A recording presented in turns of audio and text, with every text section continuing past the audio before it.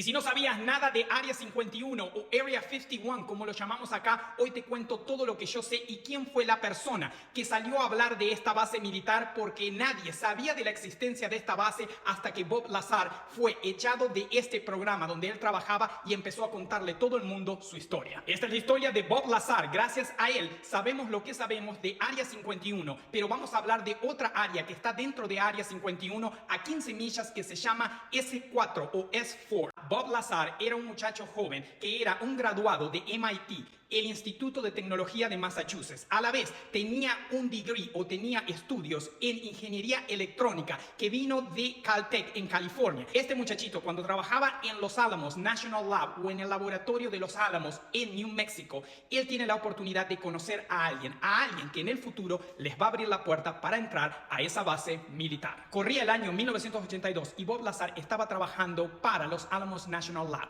¿Qué hacía él ahí? Él trabajaba en el desarrollo de armas nucleares y sistemas de propulsión. Eso era lo número uno que él sabía hacer. Pero ¿cómo lo descubren a él? Yo te voy a contar algo muy gracioso, que él se hizo muy popular en su pueblo. Bob Lazar le instaló a un Honda Civic un motor de avión, una turbina de avión. Y él era muy famoso en el pueblo por estar manejando ese Honda Civic con una turbina de avión.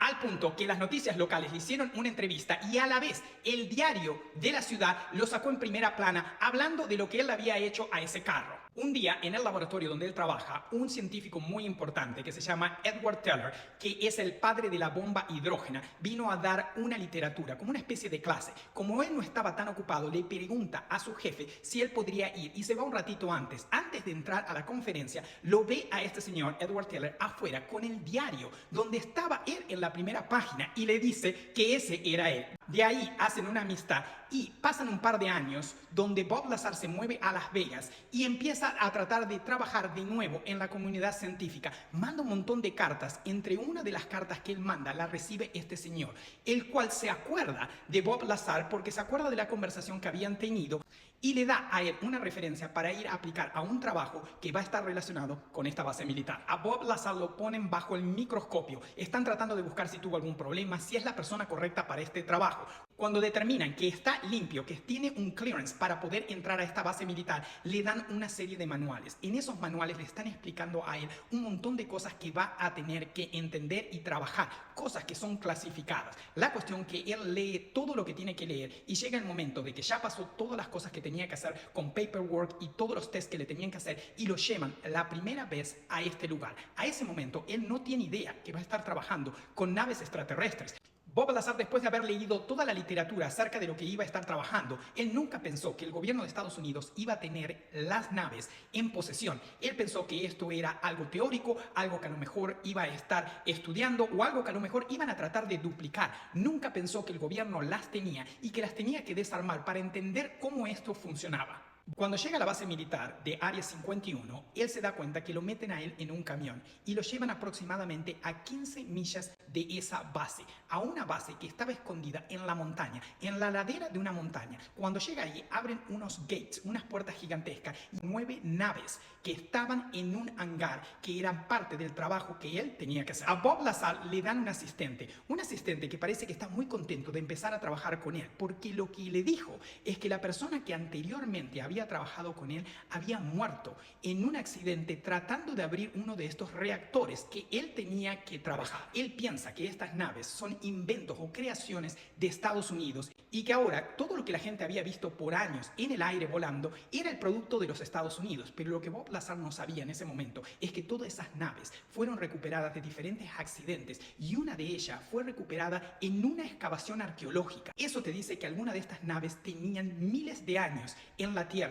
y que ahora el gobierno de Estados Unidos tenía posesión de ellas. Bob Lazar comienza a trabajar con su asistente. Su función era tratar de descifrar cómo ese reactor funcionaba. Por lo que explicó Bob, es un reactor del tamaño de una pelota de básquetbol que está en el medio de la nave. Según Bob Lazar, estas máquinas pueden volar porque pueden crear su propio campo de gravedad. Como la Tierra produce su campo de gravedad, las máquinas estas lo pueden hacer también. Y lo que hacen es usar ese campo de gravedad para moverse en la Tierra y afuera en el espacio. Bob Lazar contó en muchísimas de sus entrevistas que era difícil dificilísimo entender cómo funcionaban, que no había nada en la Tierra parecido a ello, que parece ser que estos programas de tratar de descifrar cómo esta tecnología funcionaba empezaban, y si los científicos podían obtener o hacer algo perfecto, y si no lo podían descifrar, paraban el proyecto, le daban 10 años de descanso y abrían el proyecto de nuevo para ver si la ciencia estaba al nivel después de 10 años para tratar de poder descifrar esto. Parece ser que con Bob Lazar abrieron el programa de nuevo para ver si este muchacho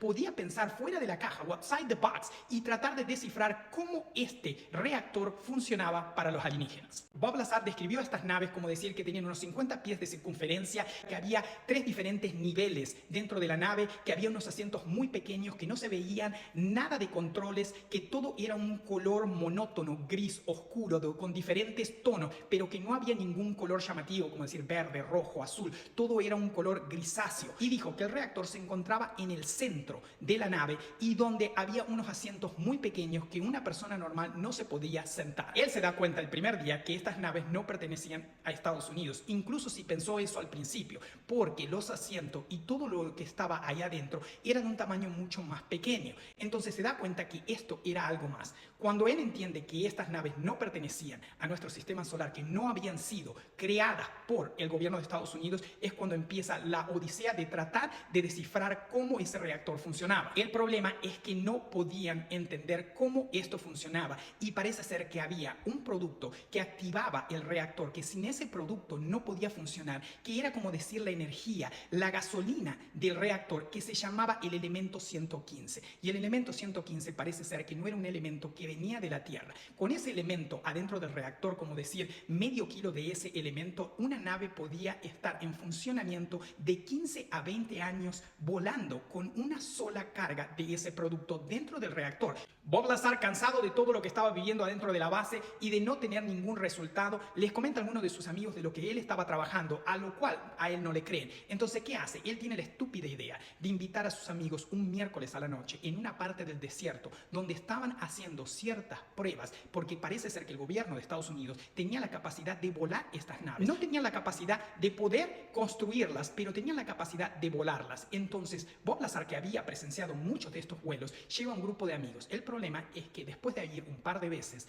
lo que pasa es que la base militar se da cuenta que hay gente en cierto lugar del desierto, mandan a un sheriff de un pueblo cercano a ver quiénes eran estas personas que supuestamente no podían estar camping ahí, y terminan arrestando a ese grupo. Cuando lo arrestan a Bob Lazar, obviamente el gobierno de Estados Unidos termina enterándose que él era parte de ese grupo y lo corren del programa. Al correrlo del programa, Bob Lazar tiene miedo de que algo le pase. Bob Lazar tiene miedo de que algo le pase a él o a su familia. Entonces, lo que él hace es se va a hablar con alguien que hace noticias en Las Vegas. Es una persona muy conocida, y ¿qué hace? Le explica todo lo que había pasado. Y lo que él quería es que graben todo lo que él sabía, por si algo le pasaba a él, la comunidad científica sepa que el gobierno de Estados Unidos tiene tecnología avanzada y que no se la daba a conocer al público. El reportaje se hace en el año 1989, cerca del final de los 90, y es algo que toda la gente amó, porque esto destapó la olla y todo el mundo supo que algo estaba ocurriendo en el desierto de Nevada. Nadie sabía de Área 51, nadie sabía de la base militar S4.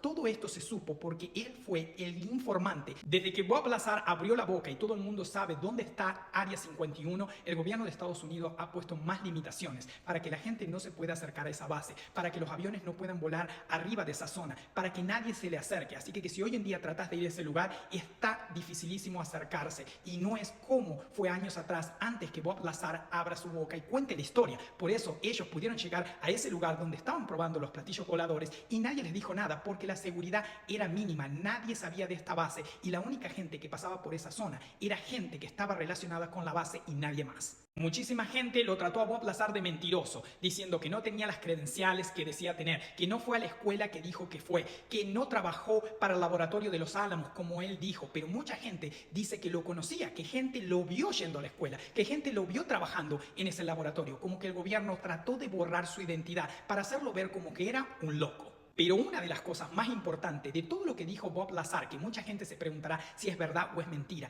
él habló de ese elemento 115, un elemento que no pertenecía a la Tierra. En el 2015, en la tabla periódica, agregan el elemento 115, Hoy en día lo podés ir a buscar. Es una forma sintética de lo que Bob Lazar estaba hablando en los 80 acerca de lo que necesitaba ese reactor para poder funcionar. Y como ellos no tenían más de ese elemento, era difícil para ellos poder tratar de entender cómo el reactor funcionaba sin el combustible que necesitaba para funcionar. Y para terminar esto, te voy a decir que una de las cosas que Bob Lazar dijo que estas naves venían, la procedencia, según lo que a él le habían dicho cuando le dieron un briefing o la explicación de dónde venían estos aparatos que podían volar, él dijo que venían del sistema estelar Zeta Reticuli, o que se llama ZR3, que es un sistema binario de la constelación Retículo, que es alrededor de 30 millones de años luz de aquí.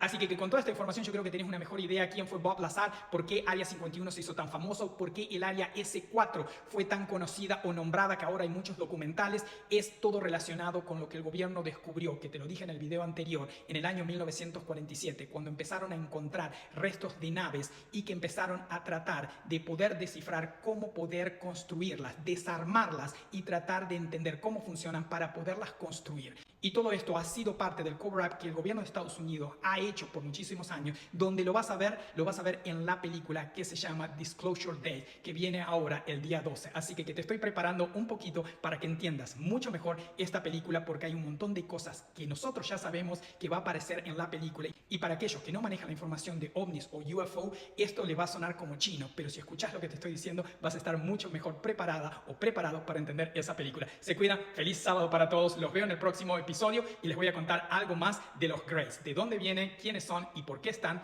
en la Tierra. Se cuidan.